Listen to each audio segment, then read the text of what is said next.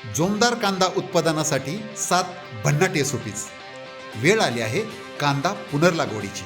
इथं केलेली एक चूक तुमचं हजारोचं नुकसान करू शकते.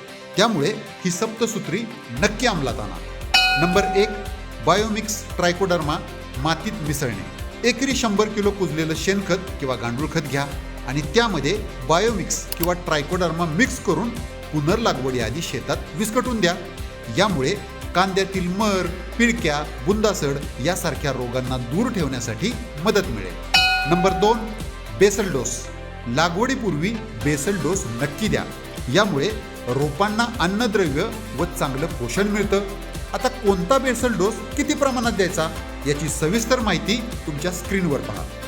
नंबर 3, गादी वाफ्यावर पुनर्लागवड. हा गादी वाफा अति पावसात पाण्याचा निचरा करतो आणि कमी पाण्यातही रोपांना जगवतो. नंबर 4, रोपांच्या मुळावर रासायनिक प्रक्रिया. लागवडीच्या आधी रोपांची मुळे 10 लिटर पाणी, त्यामध्ये 10 ग्रॅम कार्बेंडाझिम, 15 मिली डायमिथोएट हे मिक्स करून या द्रावणात 15 मिनिटं बुडवा आणि मगच लागवड करा. यामुळे रोपांचे संरक्षण कवच मजबूत होते आणि कीड व रोगराई दूर पळून जाते. नंबर 5, लागवडीचे योग्य अंतर. लागवडीवेळी 2 ओळीत 15 सेंटीमीटर आणि 2 रोपात 10 सेंटीमीटर अंतर ठेवा. यामुळे कांदा चांगला पोचतो आणि रोगाचा प्रादुर्भाव कमी होण्यास मदत होते. नंबर 6, ठिबक सिंचन. ठिबकमुळे पाणी व अन्नद्रव्य थेट मुळापर्यंत पोचते. जमीनही जास्त काळ वापशावर राहते.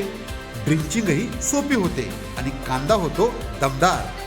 नंबर 7, एकात्मिक कीड व्यवस्थापन. चिकट सापळे, निंबोळे आर, दशपर्णी आर, बायोमिक्स अशा जैविक गोष्टींचा वापर करा. कांद्याचे कीड रोगापासून रक्षण करा आणि फवारण्यांचा खर्चही वाचवा. तर मंडळी, या 7 पायऱ्या नक्की पाळा आणि मग बघाच बाजारात तुमचा कांदा कसा उठून दिसतो की नाही ते.